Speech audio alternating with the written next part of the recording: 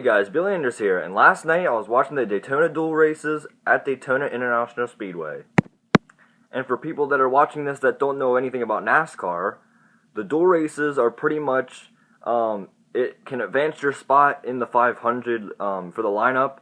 So if you would be starting like somewhere in the back and you want to improve your spot, you can, if you get a good finish in the duel races, you can advance your spot up.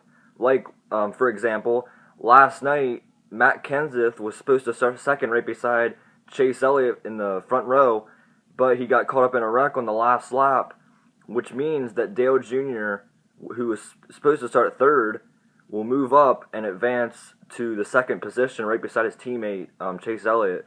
So, and then, of course, Kyle Busch, that was supposed to start fourth, is going to be moving to the third spot, and so on and so on. So it pretty much just advances your spot for the lineup to get you a better position and to advance in up more in the lineup. Like if you would have a bad spot, you could get a better spot. So it pretty much just advances your spot in the 500 lineup. So alright, so anyway, last night in duel race number 1, I knew Dale Jr. was going to be good. He started third. I knew he was going to be good. I knew he was going to be fast. And he ended up winning duel race number 1. And on his dad's 15th anniversary of his passing, it was a very memorable night for NASCAR and the NASCAR fans.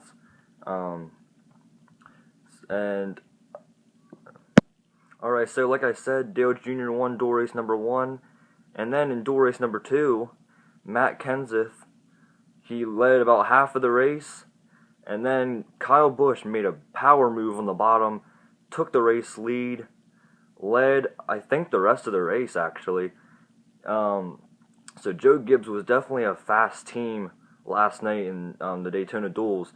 But coming down to the last 2 laps, Casey Mears ran out of fuel, which caused a big bunch of cars to have to go around him and try to dodge him and try not to wreck. And then on the last lap, my favorite driver, Jamie McMurray, had a lot of speed coming into turn 1. He came up. I heard that Jimmy Johnson and McMurray did not make contact. Jimmy reacted to McMurray coming up, and Johnson went up into the outside wall, and which caused Kenseth to get in it. Martin Truex Jr. got in it. Cars that had good starting spots for the 500, which now they have to go to backup cars, and they're going to have to start the race from the backs. But qualifying doesn't really matter because Daytona, you just have to get in the draft and make your way up to the front of the.